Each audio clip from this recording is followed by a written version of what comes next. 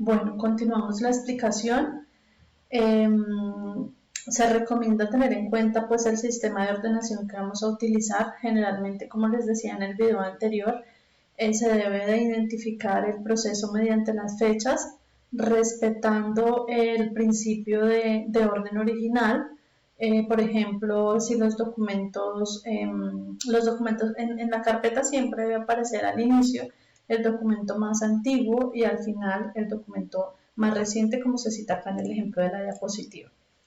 Debe de realizarse de forma ascendente. La ordenación numérica debe realizarse de forma ascendente, donde el primer número corresponde al primer documento almacenado en la unidad de conservación.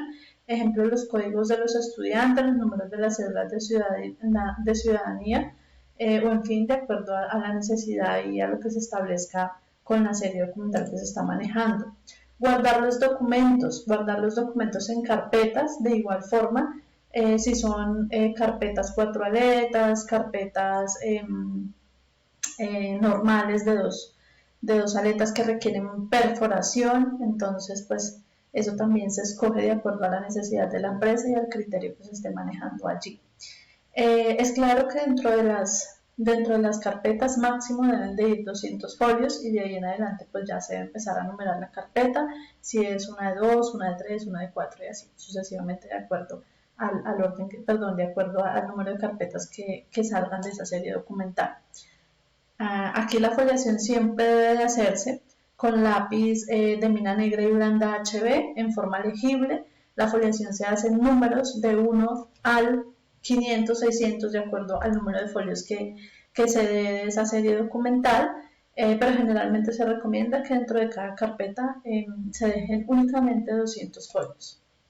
La identificación de las carpetas es importante porque pues aquí se hace la rotulación de las carpetas, me permite a mí identificar cuál es la dependencia productora, cuál es el código de acuerdo a la tabla de retención, de su serie, de la subserie, el contenido de aquella carpeta, las fechas extremas, inicial y final, los números de folios y en qué caja reposa la carpeta.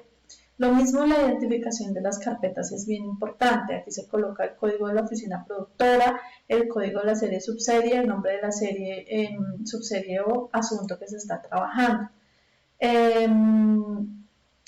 Cuando ya tengo pues listas las carpetas, las depositamos en cajas de acuerdo a la fase en la que estén, si van para un archivo central o para el archivo histórico de acuerdo al caso, pero pues generalmente se archivan en cajas X200. La identificación de las carpetas, bueno, ya había mencionado ese tema. Cuando hablamos de documentos de carácter electrónico, de igual forma se debe hacer foliación. Se debe revisar si los documentos que están en el expediente son los correctos, que sean documentos de archivo y no de apoyo. Verificar que no se repitan números a la hora de realizar la foliación de igual forma se debe hacer en números, no se deben agregar letras, la foliación que ya traía propiamente el documento no debe ser manipulada, ni editada, ni tachada bajo ninguna circunstancia y siempre debe conservarse también un orden. Esos son los aspectos que se deben considerar antes de hacer la foliación respectiva. La metodología de la foliación. El sistema debe asignar un número de asiento a los números que se vayan añadiendo al expediente, eso de acuerdo al sistema que se esté utilizando en la empresa. A la hora de localizar un documento, el número de consecutivo debe utilizarse como metadatos. La plataforma deberá adaptarse a las necesidades específicas de la institución para la creación del índice que se irá formando con el número consecutivo y debe permitir la foliación de los nuevos documentos que se integren en el expediente. El software deberá decir hasta cuántas hojas tiene el documento, cuenta el documento dentro del expediente que se está manejando. Los métodos de ordenación, generalmente podemos hablar de método ordinal, consiste en disponer los documentos en forma consecutiva, progresivamente, obedeciendo a la numeración que los identifica. Por ejemplo, aquí les cito un ejemplo de cuentas internas y el número de ellos.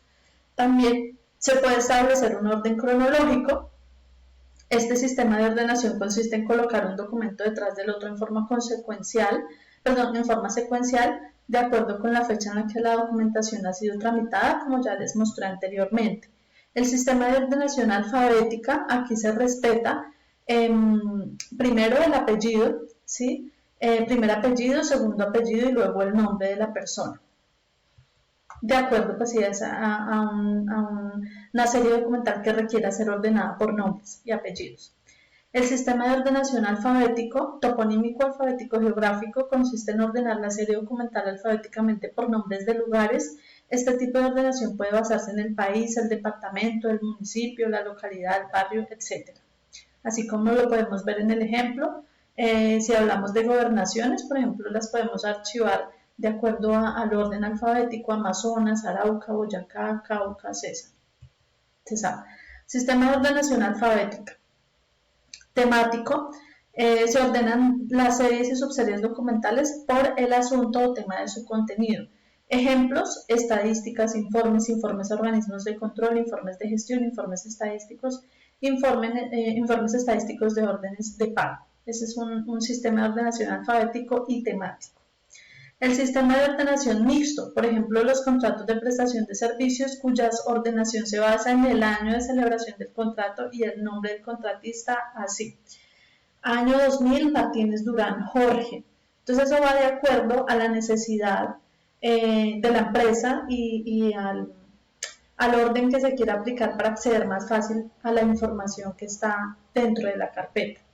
Sistema de ordenación mixto, de igual forma se cita, por ejemplo, el número del documento de identificación y luego se organiza de manera alfabética por apellidos y nombres.